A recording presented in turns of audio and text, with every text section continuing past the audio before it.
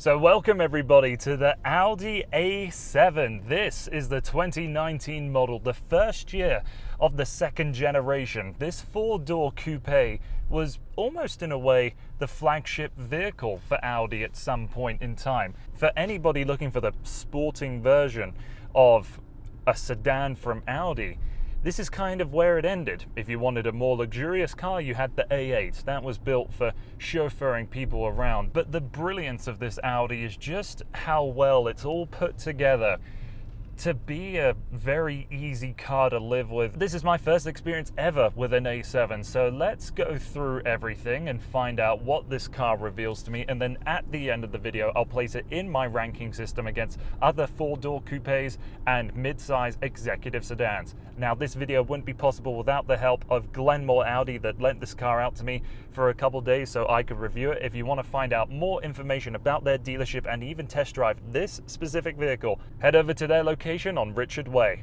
So currently for Canada, there's only one powertrain configuration for this A7. It's the 3-litre turbocharged V6 engine that produces 340 horsepower and 368 pound-feet of torque with quattro all-wheel drive with ultra technology and the 48-volt mild hybrid power system. There's a lot of elements to that paragraph of a sentence I just had. So let's break each thing down. The V6 with its power is certainly built to provide a wave of torque rather than top-end thrills. Whether you're in comfort, auto, dynamic, or the individual driving modes, it's always got a relaxed feeling to it. It's hard to get this engine excited. It's stately. That's the word I'd use to describe it. The all-wheel drive quattro system with ultra technology is able to disconnect the rear wheels so that it's a more efficient system when all of that grip isn't needed. And then the 48-volt system is a mild hybrid add-on to the gasoline engine. In a way, it's built to make the engine more efficient. It's built to take some strain away from the engine and put it on this 48-volt system. So for example, the air suspension that's in this exact vehicle is powered and controlled by the 48-volt system, and the automatic stop-start technology is heavily assisted by that little electric motor that helps start up to have instantaneous reignition, or when you need to get off the line. This mild hybrid system doesn't add any sort of electric driving mode or pure EV mode. It's just meant to be a supplementary system to the engine.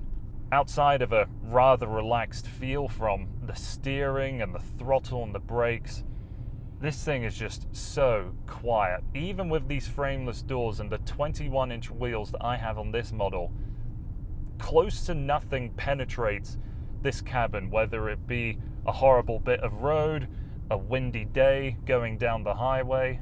The A7 is removed from the rest of the world. The only time I've found anything upset this car is maybe going over a set of train tracks. That will jitter the back end a little bit, but honestly, that is it. The A7 has this huge and thin-rimmed steering wheel, so all of the inputs that you're putting towards it are light and steady. For the four-door coupe look, the rear visibility is affected slightly, but it's not terrible. The biggest detriment to the four-door coupe look, though, is the rear seat comfort. If you're planning to carry 4 adults and you want an executive Audi sedan, go with the A6. It's just going to make so much more sense for you. The A7 is built for the couple that might have a few kids that they can throw into the back, but they're going to be using this as a Grand Tourer vehicle of sorts. The slightly different looks are less obvious in the face of the A7 versus the A6. You're of course going to notice the different profiles and the totally restructuring of the rear, but there are slightly different looks for the grille, for the bumpers, and for the headlights. The A7 is very much of the ethos of keeping it all business up front and then partying in the back. And really, you should only party with 2 people back there. That drivetrain hump underneath the touch-sensitive dual-zone climate control system for the rear seats is fairly sizable. The seats fold 60/40, adding on to the benefit of just how large that trunk space is.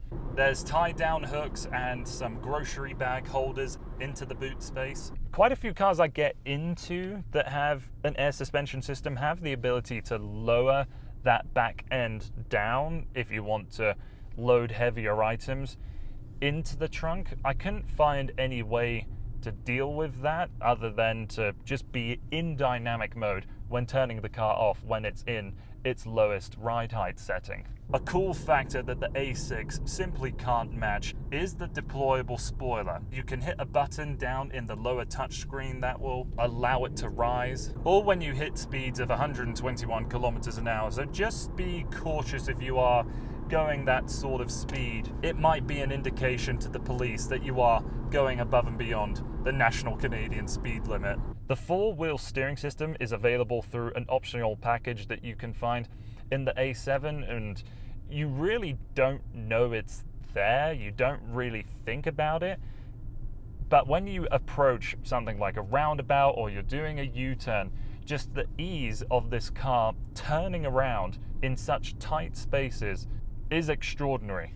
Other current Audi design elements include the LED matrix lights that have that same dancing and the welcome animation that you'll see in the new A6, the new Q8. The A7 is based upon the MLB platform, just like the new A6 and quite a few other new Audi models. The A7 has that light bar stretching all the way across the back. I think it's fine. I don't know why so many car companies feel the need to do this. Is it to signify it's a flagship, just how the Q8 has that strip all the way along the trunk lid and the A8 as well? Where I take a common complaint with a lot of Audis is their fake exhausts, but here it isn't actually a prominent feature, so hands on to you, Audi, for if you're not going to give us real exhausts, then don't give us fake exhaust tips. This is okay.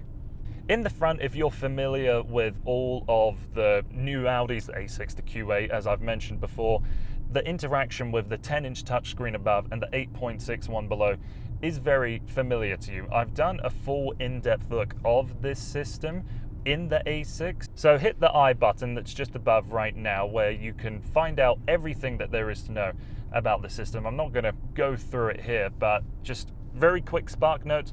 Love the system. Easy to learn. Apple CarPlay and Android Auto integration is available, and the CarPlay can be wireless.